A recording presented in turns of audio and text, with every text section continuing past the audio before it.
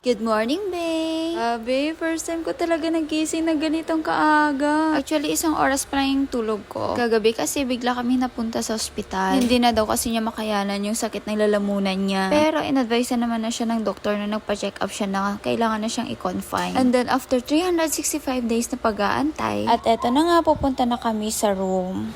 Mga 12 AM na to. Umuwi muna ako kasi nga, sabi ko, nakadress lang ako, baka masilipan ako.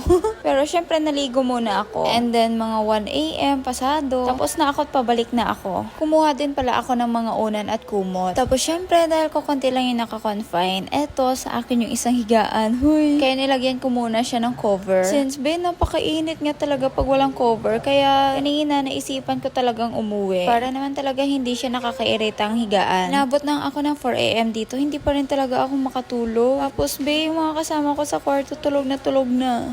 A few moments later. Grabe, 1 oras pa lang yung tulog ko tapos may nag-roving. Kuha sila ng gamot tapos tinanong ko si tita kung anong gusto niyang pagkain. Cup noodles daw, kaya eto, napilitan na naman akong umuwi. Naninibago talaga ako kasi napakaaga. Halos ngayon pa lang talaga kami nagkita ng sun. Huy, yung pasikat na araw, tapos bumili muna ako ng pandesal, kakain muna ako habang pauwi, syempre. Ang tagal-tagal ko na nga din tong hindi nakabili kasi nga ang bilis-bilis maubos ng kanilang paninda. Eto nga, pabalik na ako ng ospital. Pumunta muna ako sa bahay para kumuha ng electric kettle. Tapos, halos sarado pa lang lahat. Naghahanap ako kung saan mabibilhan ng cup noodles. Oy, ang aga! May cup noodles pa kayo? Yung cup noodles.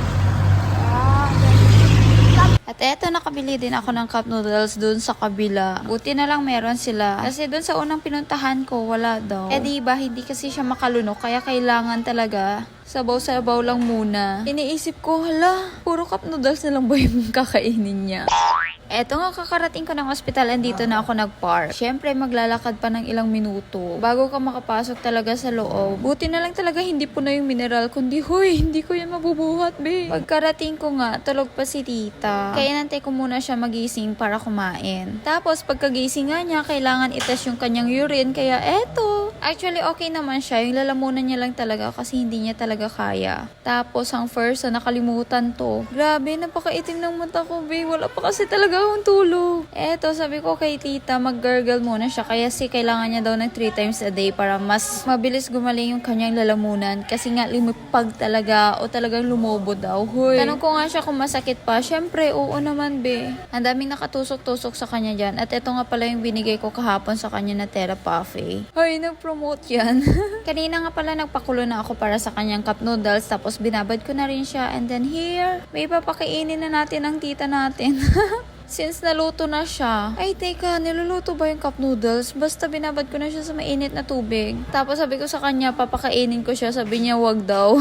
Kaya binigay ko na lang sa kanya. Tapos ayan, pinapalamig niya muna kasi masyadong mainit. Ay, diba? May instant sister. Huy. Minsan kasi talaga masyado ako mapang-asar sa kanya. Tapos sabi ko, mag-girl siya after niya kumain. Kasi kanina ko pa sinasabi, tapos hindi niya pa ginagawa, be.